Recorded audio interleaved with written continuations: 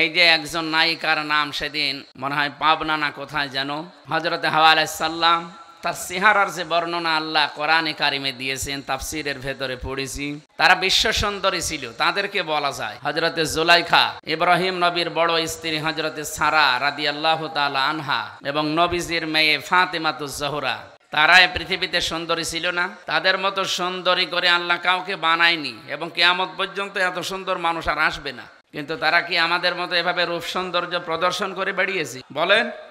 আমি এই উদাহরণ দিতে গিয়ে বলেছিলাম যে এখন যারা বিশ্ব সুন্দরের তালিকা, এই যে দূরে কে ফিশান নাকি নাম, রশ্মিকা, এগুলো আমি পড়েছিলাম, যুগান্তর পত্রিকায় দেয় মাঝে মাঝে, পেপার পত্রিকা পড়ে দেখেছি যে এদেরও তালিকা আসে, এদের যে চেহারা দেওয়া থাকে।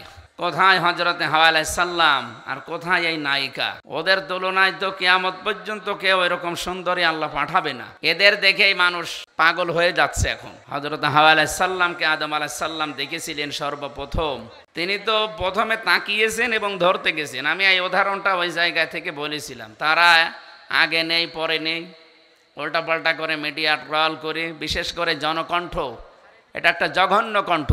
এদেশের বহু আলেম এবং শহীদ আল্লামা দেলাওয়ার হোসেন সাইদি রহমতুল্লাহ আলাইহি বহুবার বলেছে, জনকণ্ঠ এটা পত্রিকা না, এটা ভারতের এজেন্ট। আপনারা এই পত্রিকা কেনেন কোন কারণে? এটা কিনলেও বাচ্চাদের টয়লেট পরিষ্কার করার জন্য কিনবেন।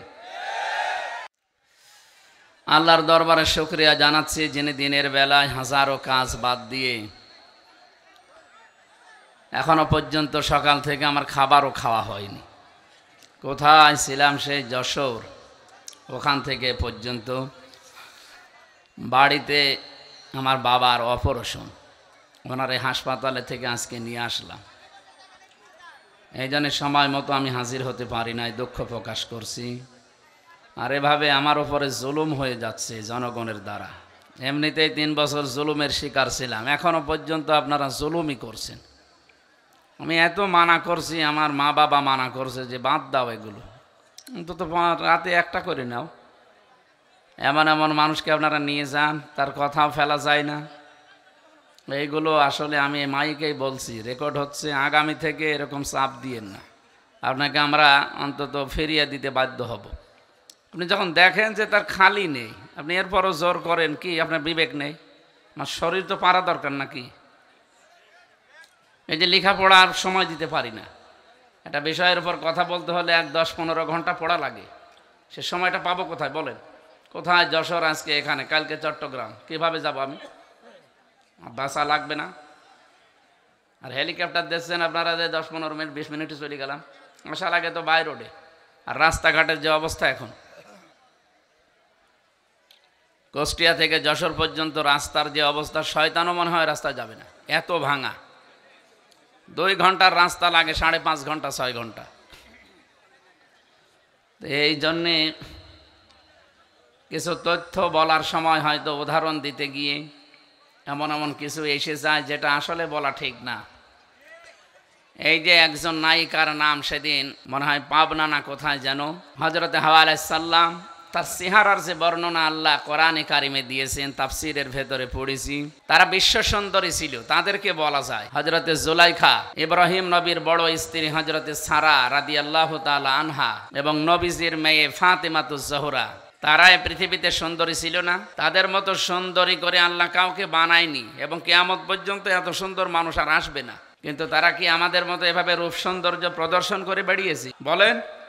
আমি এই উদাহরণ দিতে গিয়ে বলেছিলাম যে এখন যারা বিশ্ব সুন্দরের তালিকা, এই যে দূরে কে ফিশান নাকি নাম, রশ্মিকা, এগুলো আমি পড়েছিলাম, যুগান্তর পত্রিকায় দেয় মাঝে মাঝে, পেপার পত্রিকা পড়ে দেখেছি যে এদেরও তালিকা আসে, এদের যে চেহারা দেওয়া থাকে। কোথায় হযরতে হাওয়া আলাইহিস সালাম আর কোথায় এই নায়িকা? ওদের তুলনায় তো কিয়ামত পর্যন্ত কেউ এরকম সুন্দরী আল্লাহ পাঠাবে না। এদের দেখেই মানুষ পাগল হয়ে যাচ্ছে এখন। হযরতে হাওয়া আলাইহিস সালামকে আদম আলাইহিস সালাম দেখেছিলেন সর্বপ্রথম, তিনি তো প্রথমে তাকিয়েছেন এবং ধরতে গেছেন। আমি এই উদাহরণটা ওই জায়গা থেকে বলেছিলাম। তারা আগে নেই পরে নেই, উল্টাপাল্টা করে মিডিয়া ট্রল করে, বিশেষ করে জনকণ্ঠ, এটা একটা জঘন্য কণ্ঠ। এদেশের বহু আলেম এবং শহীদ আল্লামা দেলাওয়ার হোসেন সাইদি রহমতুল্লাহ আলাইহি বহুবার বলেছে, জনকণ্ঠ এটা পত্রিকা না, এটা ভারতের এজেন্ট। আপনারা এই পত্রিকা কেনেন কোন কারণে? এটা কিনলেও বাচ্চাদের টয়লেট পরিষ্কার করার জন্য কিনবেন, কারণ যত রকমের আগে নেই পরে নেই, মাঝখান থেকে একটা কথা জুড়িয়ে মানুষকে কালার করে, এরা মানুষের চরিত্র হনন করে। আর পৃথিবীতে সবচাইতে বড় গুনাহ এটা। কিছু মানুষ বুঝে না বুঝে ফেসবুকের মাধ্যমে কিছু আলেম নামে জালেম, এরা আন্দাজে এক কথা আমার নামে লাগিয়ে দিল। আরে ভাই, আপনি তো বুঝবেন যে আমি 1-1.5 ঘন্টা কথা বলি, 2-1টা কথা তো স্লিপ অফ টান হতেই পারে। আল্লামা সাঈদী সাহেবেরও হয়েছে। কোন বুজুর্গ কথা বলতে বলেন তো 1-1.5 ঘন্টা, দেখি ওর 10টা ভুল ধরতে পারি কিনা দেন। জালেমরা আমার জীবনটা শেষ করে দিয়েছে, এরপরেও কিছু কথা বলার জন্য আমি তো আসতে চাই না। আপনারা তো নিয়ে আসেন। ডাক্তার আমারে বলছেন আজ 10টার পরে জেগে থাকবেন না, আপনার কিন্তু আবার ওই অবস্থা হয়ে যাবে। আমি আসতে চাই না, হাত পা ধরে আমার বাবার হাত ধরে আমার বাবার পা ধরে নিয়ে আসেন। আর নিয়ে আসার পরে একটু স্লিপ অফ টান হলে সেইটা নিয়ে আপনি মিডিয়া টল করেন, আপনার লজ্জা নেই? জালেম তো যা পালিয়েছে তার সাথে বড় জালেম আপনি দেখছে এখন। আর আমি কি ওই উদ্দেশ্য নিয়ে বলেছি? আমার মনের খবর আল্লাহ জানে না? আরবিতে সেই উলঙ্গ মহিলাকে আমার সামনে লাগিয়ে দিয়ে বলছে হুজুরের সাথে বিয়ে করবে। মানুষের মানে কমন সেন্স কোথায় গেছে? বিবেক মনে হয় মরে গেছে। আমরা বাঁচি না দেশ নিয়ে চিন্তা করছি, কি অবস্থা দাঁড়িয়েছে এখন। আর শয়তান আছে মানুষের পেছনে লাগানি। মানুষের দোষ ত্রুটি যারা বর্ণনা করে বেড়ায়, খালি মানুষের দোষ ত্রুটি যারা অনুসন্ধান করে বেড়ায়, আপনি মনে করবেন এগুলো একটা অমানুষ। এতে জন্মের সমস্যা, সেগুলো যারও সন্তান। ফেসবুকে যারাই দেখবেন যার তার নামে উল্টাপাল্টা কিছু লেখে, সে যার নামেই হোক, যার নামে উল্টাপাল্টা লিখবে, আপনি 100 ভাগ সঠিক না হয়ে লিখতে পারেন। আর মনের খবর আপনি জানেন না, কথা বলেন না কেন? এই জন্য সাবধান হবেন, কারণ আপনার সব কথা কিন্তু রেকর্ড হচ্ছে। আমি হয়তো কিয়ামতে বেঁচে যাবো, আপনার ধরা খাবেন, আমার কি ক্ষতি হবে? কিছুই হবে না। 10টা মাহফিল বন্ধ হয়ে গেলে, এ দেশ বন্ধ হয়ে গেল বা পৃথিবী নেই, আল্লাহর দুনিয়া ছোট নাকি? মানুষের পেছনে এই জঘন্য কণ্ঠ, জনকণ্ঠ আর কেউ কিনবেন না মুসলমানেরা। যদি কেউ 10 টাকা 8টা দিয়ে কেনে, এই টাকাগুলো মনে করবেন পানিতে ফেললাম, যখন বাচ্চাদের টয়লেট পরিষ্কার করবে। এগুলো ভারতের এজেন্ট। শেষ করে ফেললে প্রতিবেশী নামে এই কলঙ্ক যারা মসজিদগুলো ভেঙে ভেঙে এখন মন্দির বানাচ্ছে।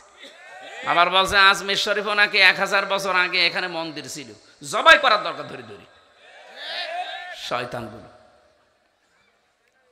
ভারতের এই যে কয়েকটা সাংবাদিক বের হয়েছে টিভিতে, কলকাতার এই যে ময়ূর রঞ্জন নাকি নাম যেন, এ কি মানুষের ভেতরে পড়ে? এরে মনে হয় বাবা 15-16টা বাবা হবে।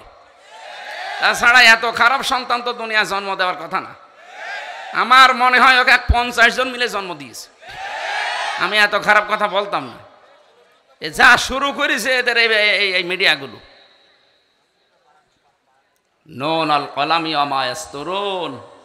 আল্লাহ তাআলা বলে সাবধান, আমি কিন্তু কলমের কসম করলাম, এবং কলম দিয়ে মানুষ যা লেখে এইটারও কসম দিলাম। আপনি হয়তো থাকবেন না, আমিও আর 50 বছর পরে থাকবো না, কিন্তু এইটা থেকে যাবে। আপনার এই মিথ্যা তথ্য তামাম দুনিয়ায় ছড়াবে, যত ছড়াবে ওটা যদি সত্যিই মিথ্যা হয়, আপনি কবরে বসে বসে বাঁশ খাবেন। তখন কে দেখবে আপনাকে? যেন আপনাকে আমি বাঁচাতে চাই, উল্টাপাল্টা কিছু করবেন না। যে যা করছে তার জবাব সে দেবে, আপনি তার পেছনে লাগবেন কোন কারণে? এই জন্য আমার সময় দেন, আমার উপর আর জুলুম করবেন না। আজকে 3টা নিয়েছেন আপনারা জোর করে, কিন্তু একটাই পারি না। আমার যে শরীরের কন্ডিশন দেখতে পাচ্ছেন না, 3 বছর ওরা কি খাওয়িয়েছে আপনি জানেন? প্রত্যেকটা মানুষ এখন বের হয়ে অসুস্থ হয়ে যাচ্ছে। মামুনুল হক হাসপাতালে ছিল, আমি 10-11 দিন পড়েছিলাম হাসপাতালে। আমার সেন্সই ছিল না যে আমি আসি কি না। এই অবস্থার পরও জোর করে নিয়ে আসেন, এসে কিছু একটু হলেই আমারে বাঁশ দেওয়ার জন্য রেডি থাকেন না। এই ফেসবুকে যারা এই যুদ্ধ করছেন, যুদ্ধ করার জায়গা পান না। আশা করছে আপনারা থামবেন, যদি না থামেন, আমরা মজলুম মানুষ, মজলুমের দোয়া কবুল হয়, এটা নবীজির হাদিস। বরদোয়া দিয়ে দেব। বরদোয়া তো দিতে চায় না, মন থেকে চলে আসে আপনাদের কাজ কারবারে। আমার দুনিয়া জানে না যে এদেশে 15.5 বছর আলেমরা সব মজলুম ছিল, কিছু 5 আনা গোলাম ছিল, তাদের নাই জান্নাত ছিল, আর আমরা তো ছিলাম জাহান্নামে। আশা করছি এগুলো থামবে। এরপরও যদি কেউ না থামে, আমার মনের খবর আল্লাহ জানে। আমি কেন ওই উদাহরণটা ওই জায়গায় সেট করেছিলাম, হাওয়া আলাইহিস সালাম হযরতে নবীর ছোট মেয়ে ফাতেমাতুজ জোহরা, তারা ছিল বিশ্ব সুন্দরী, তারা এভাবে বেপর্দা হয়ে বেড়ায়নি। আর এখন একটু চেহারা সুন্দর হলেই মানুষকে দেখায় যে আমার বউ কেমন সুন্দর দেখো। এই জায়গায় বলতে গিয়ে যারা বিশ্ব সুন্দরী এখন তালিকা করে, তাদের এই দূরে ফ্যাশন, এই রশ্মিকা কি নাম, ও সাঁতা তো কোথায় বাড়ি আমি তাও জানি না, খালি পড়েছি এতটুকু। আর ওইটা উলট পালট করে। আমার কথা তো কাটবে, আমিরে জামাতের কথা তাই কাটসাট করে মানুষকে কালার করছে, আর আমি তো ছোট মানুষ। এই জন্য আগামী থেকে আমি আপনাদের হাতে পায়ে ধরে বলছি যে কয়টা ডেট আমার শরীরে কোলায়, অন্তত এক এক জেলায় 2-3টা করি, এর বেশি তো পারার কথা না। 64টা জেলা, 630টা থানা, আপনি টের পাচ্ছেন?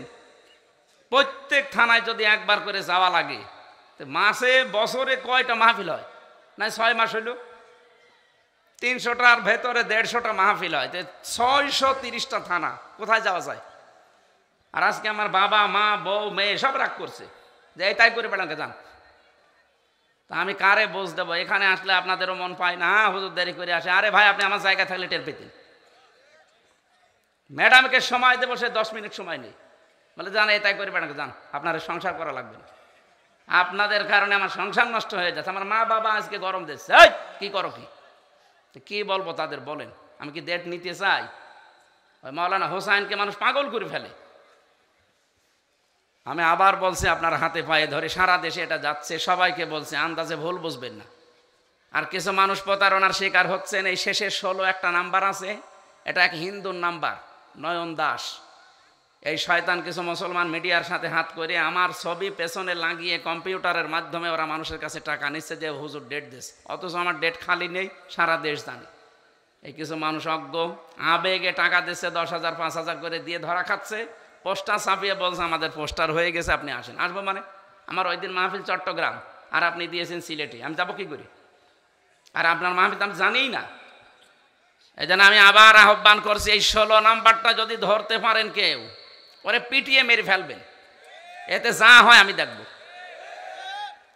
এই শয়তানের কারণে সারা দেশ থেকে মানে মুসিবতের শেষ নেই, মানুষও ধোকা খাচ্ছে। এই যে এতগুলো মানুষ এখন যদি ধোকা খেত, আমারা যদি দাওয়াত না দিতে বলতো, ওই 16 নাম্বার প্রতারকের কাছে, আর 70, এই দুইটা, এটা রবি নাম্বার, শেষের 16 একটা, শেষের 70 একটা। এরা বিভিন্ন জায়গা থেকে কম্পিউটারে খুব পারদর্শী, বিভিন্ন জায়গায় আমার ছবি এখানে পেছনে লাগিয়ে বসে মুখ নড়াচ্ছে। এত চালাকের আর এত এত এক্সপার্ট, কত প্রশাসনকে দিলাম যে ভাই ধরে দেন, না কেউ পারছে না। তো এখন আমি কি করব? কালকেও মাহফিলে চট্টগ্রামে ধোকা দিয়েছে মানুষকে, সেখানে বলে 1.5-2 লাখ মানুষ, বলছে হুজুর দাওয়াত নিয়ে আসে না, অথচ আমি জানিই না। ওই 16 নম্বরে ধোকা খেয়েছে, এই ময়মনসিংহ সেদিন ধোকা খেয়েছে, সিরাজগঞ্জ গোল চত্বরে ধোকা খেয়েছে, কিচ্ছু জানি না। এরা আন্দাজে মানুষ জমা করছে, আর নাম শুনলেই তো এখানে 1-1.5 লাখ মানুষ হয়ে যায়। আমার মনে হয় এদের সাথে কেউ জড়িত আছে। তাছাড়া ও হিন্দু মানুষ। প্রশাসনকে একবার দিলাম কুষ্টিয়া সদর থানায়, উনি মোবাইল চেক করে এই নাম্বারটা, ওদের যে কায়দা আছে গোয়েন্দা বিভাগে, বলছে এটা নয়ন দাস বলে একজন, ওর বাড়ি হচ্ছে কুমিল্লা। তো ধরা যাচ্ছে না, কি করব আমি? কাউকে একটা টাকাও দেবেন না আমার নামে, একটা টাকা না, 4 আনা পয়সাও দেবেন না। আমার বাবাও যদি বলে যে আমার বাবা কথা বলছে, না আমি টাকা পয়সা নেই না আগে থেকে, আপনি যা আসার পরে দেবেন এইটাই যথেষ্ট। যদি না দিয়ে বলেন যে আমার অসুবিধা, আমাদের দেওয়ার ক্ষমতা নেই, বলবেন চলে যান, খালি ভাড়াটা দিন। তাই বলে আবার 10 টাকা ধরে দিয়েন না। দেখ, আমি বললাম আপনাদের সবাইকে সতর্ক করার জন্য, কাউকে টাকা দেবেন না, সে যেই হোক। আমি আবার বলছি, যদি আমার ছবিও দেখায় পেছনে ভিডিও, যে কথা বলেন না, বলবেন ধোকা। দরকার হয় বাড়ি যেয়ে যেটা ফাঁকা আছে নিয়ে আসবেন, কাউকে টাকা দেবেন না। আমি আবার বলছি, কাউকে টাকা দেবেন না। আজকেও 2 জন ধোকা খেয়েছে, 20-40 হাজার টাকা দিয়েছে ওই শয়তানকে, অথচ আমি কিচ্ছু জানি না। আমার যে কি রাগ ওর ওপরে, সত্যি যদি আমি আল্লাহর নাম নিয়ে বলছি ওরা ধরতে পারি, আমরা জবাই করে ফের জেলে যাব। ও যা ক্ষতি করছে আমার একা না, আপনাদেরও। আর যে কত টাকা নিয়েছে, 5,000 10,000 করে মানুষের কাছে সারা দেশ থেকে, ওরা আমি সত্যি যদি কেউ ধরিয়ে দিতে পারেন, আমি 1 লক্ষ টাকা আপনাকে দেবো, 1 লাখ টাকা দেবো।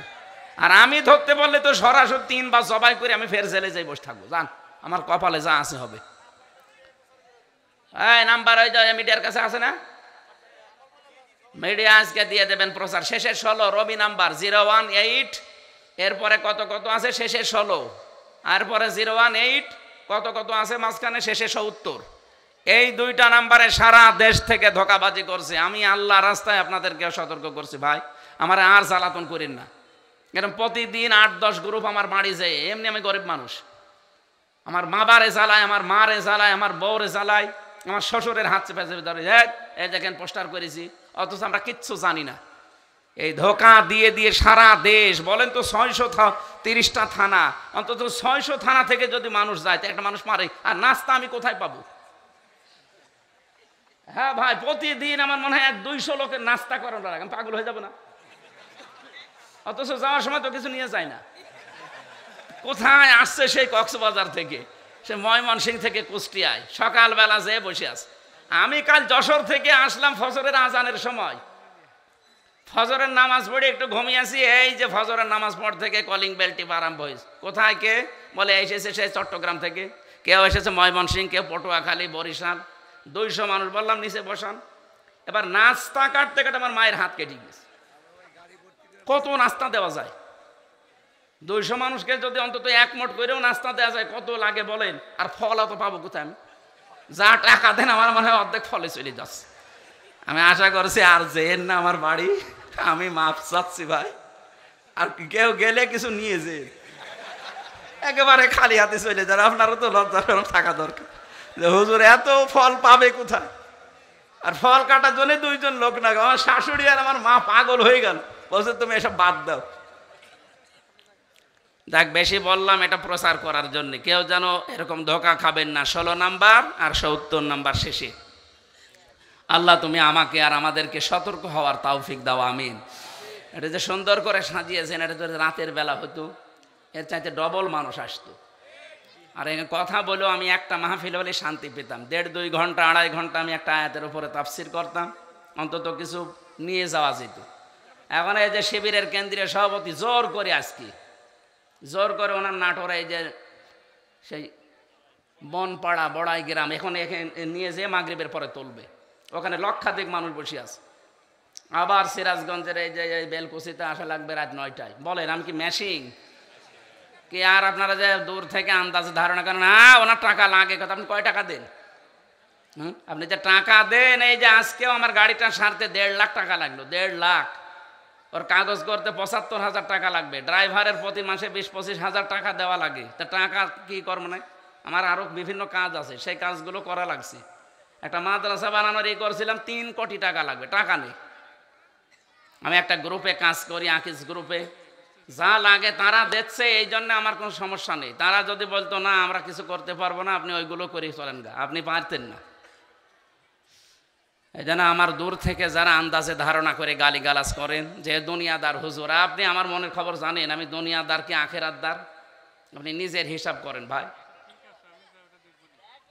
আল্লাহ তুমি আমাকে অন্তত এই ষড়যন্ত্র থেকে বাঁচাও। হাফিজুর ভাই বলছিল না যে আসলেও ষড়যন্ত্র চলছে, আর এটা বিভিন্ন রাম আর বামরা বিভিন্ন আলেমের নাম জালেম দিয়ে এদেরকে করাচ্ছে যে এদের পেছনে লাগু।